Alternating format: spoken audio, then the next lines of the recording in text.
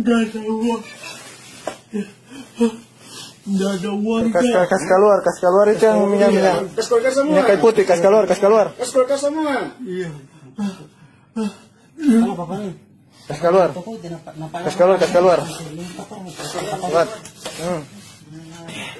Sekarang keluarkan semua apa yang Bapak curi. Assalamualaikum warahmatullahi wabarakatuh. Selamat datang di Muzakir Official Channel. Baik teman-teman semuanya, kali ini saya bakal ngajak teman-teman semuanya buat menyaksikan video viral di beberapa waktu terakhir ini terkait penangkapan pencuri minimarket. Nah, diketahui bahwa kejadian ini terjadi di Gorontalo.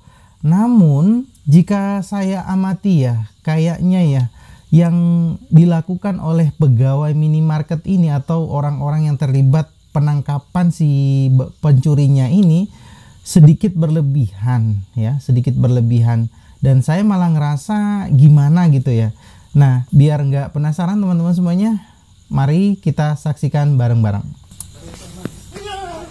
Oh, no, kenapa dipukul mas bro? Itu kan bapaknya juga udah sepuh ya ini ya.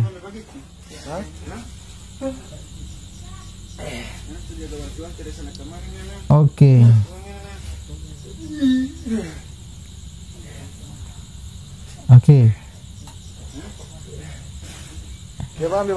Ini bapaknya udah tua ya teman-teman ya. Udah kelihatan.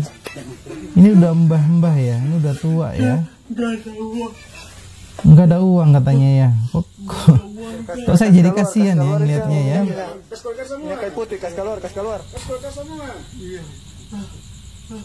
Oke, ini bapaknya disuruh buat ngeluarin semua apa yang udah dicurinya ya.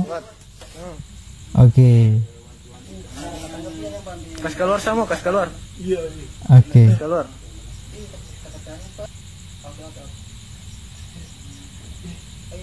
Oke.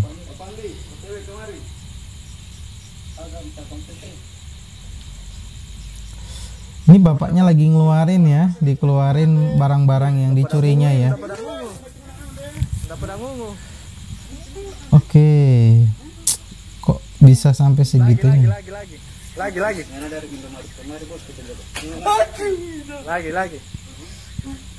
Kok Cuma ini. Kekerasan ya? Cuma ini. Hah? Lagi. Keluar. Kas keluar semua. Apa lagi? Dari Indomaret ini. Oke. Dari Indomaret ya. Indomaret. Ya. Bapaknya nyolong di Indomaret, ketangkep nih. Oke.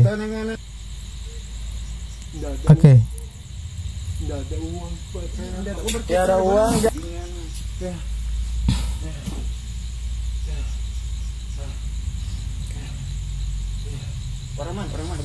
Bapaknya udah ngos-ngosan ya. Ya orang Manado ya. Bapaknya ini orang Manado.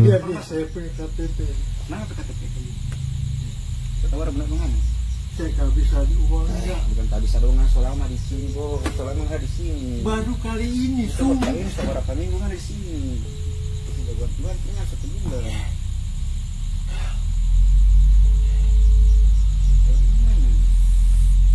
Rugi. Kalau bertanya apa ini? Kita dalam hati pemeran. Ya kan, tapi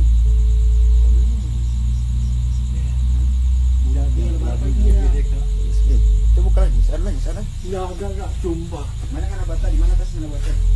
Oke.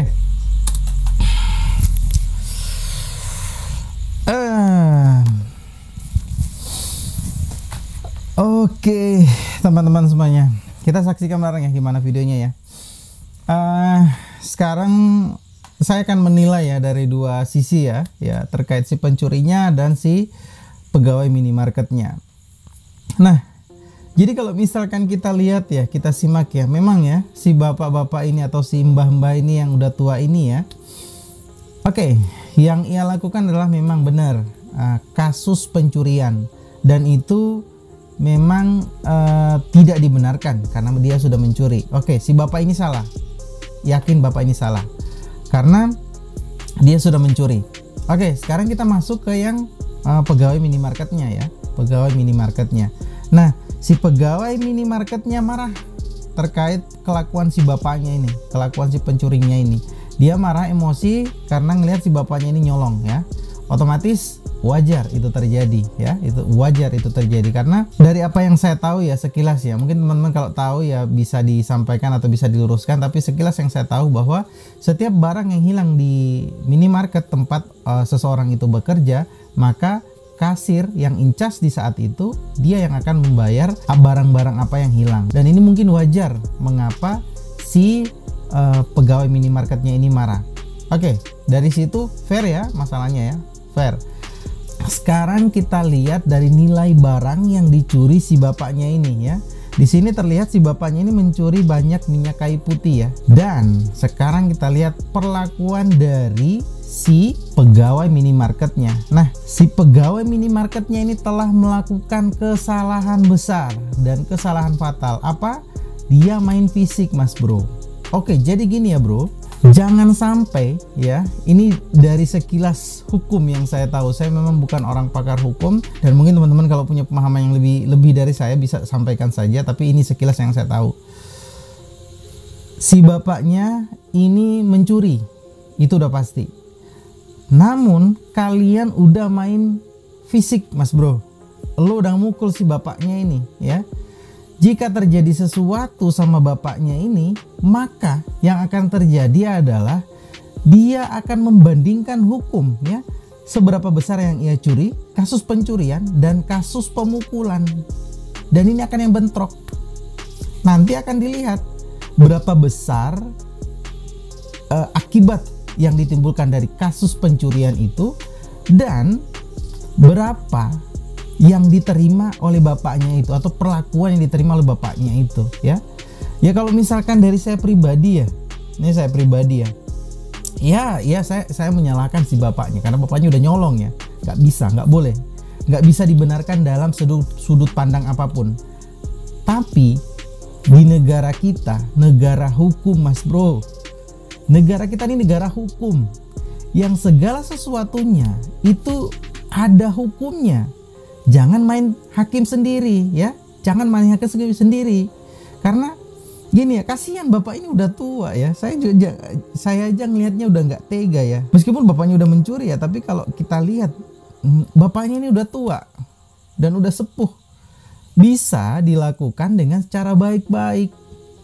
Kalian datangkan si bapak ini, dudukan ya, Pak duduk, bapak ketahuan mencuri. Sekarang keluarkan semua apa yang bapak curi. Oke, otomatis dong ia akan keluarkan apa-apa yang udah dicuri dong sama dia ya, bakal dikeluarin tuh semuanya.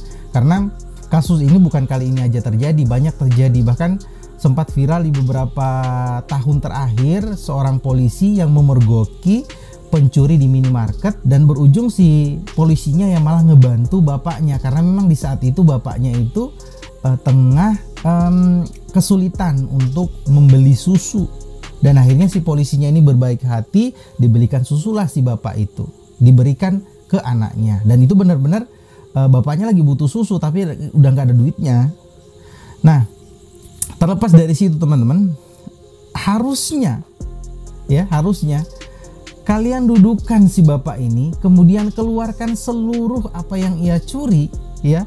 Kalau memang nanti bapaknya ini harus ganti rugi, maka bisa diselesaikan secara hukum ya. Saya yakin bahwa perusahaan minimarket itu punya prosedur yang benar-benar detail dalam menentukan bagaimana penyikapan si bapak ini ya. Dan kalau memang ya ia mencuri ya, dia akan masuk ke kasus pencurian. Tapi kalau lu udah main fisik, Bro, ya, lu udah main fisik ke bapaknya, yang ini juga notabene-nya bapaknya ini udah sepuh, lo main pukul ngantem gitu aja, kalau bapaknya hilang nyawa ya. Kalau misalkan di saat lo pukul ya, lo main fisik ke bapaknya, kemudian bapaknya tiba-tiba mati, ayo kasus pencurian malah bisa berakibat pembunuhan. Bapaknya ini cuma nyolong lalu ngebunuh. Lihat aja fisiknya bapaknya, udah ngos-ngosan kayak gitu lah bro. Bisa lah bro, diperlakukan baik-baik ya. Oke, karena gini teman-teman ya, di negara kita ya, bahkan pelaku kejahatan sekalipun ya, terkecuali koruptor ya, koruptor bisa nyuap sana sini ya.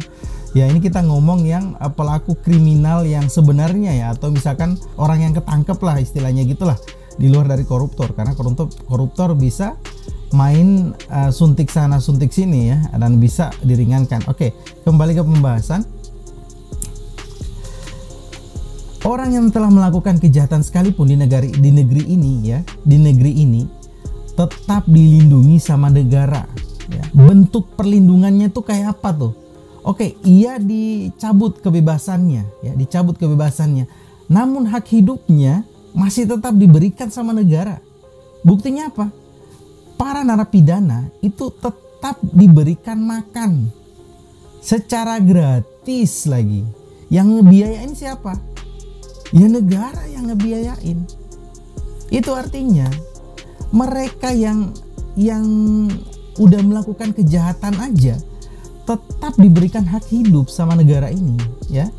Terkecuali mereka-mereka yang memang kelakuannya atau tindakannya sudah melebihi kapasitas kejahatan itu dan berujung pada hukuman mati. Nah, mereka itu diberikan kebebasan hidup ya. Meskipun hak kebebasan untuk berinteraksi di luar sana dicabut sama negara kita, namun kebebasan hidupnya tetap diberikan mas bro. Apalagi bapak ini ya. Lihat dong fisiknya. Oke. Halo, sebagai pegawai minimarket kesel nih ngeliat si bapaknya ini, karena udah nyolong dan berujung pada ya pasti lo yang ngebayar apa yang dicuri sama bapaknya. Atau mungkin iya, bapaknya ini udah berulang kali nyolong di sana dan lo kesel banget karena setiap apa yang barang yang lo cek ternyata udah nggak ada, dan itu terjadi setelah bapak ini masuk ke minimarket. Namun kan si bapaknya ini udah ketangkep bro ya. Oke. Bapaknya ini kan udah ketangkep nih ya. Lo kan bisa interogasi secara baik-baik ya, kecuali ya misalkan setelah kita ajak ngomong baik-baik si bapaknya juga nggak kooperatif, kemudian juga kayak juga ngeselin ya, kecuali ya seperti itu. Itu pun kita nggak bisa ngambil tindakan lah mas bro.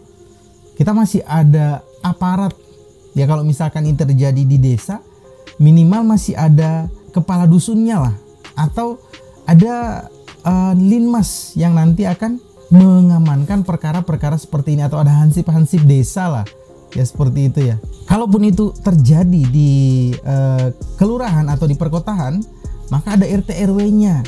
Jangan langsung main hakim sendiri lah mas bro.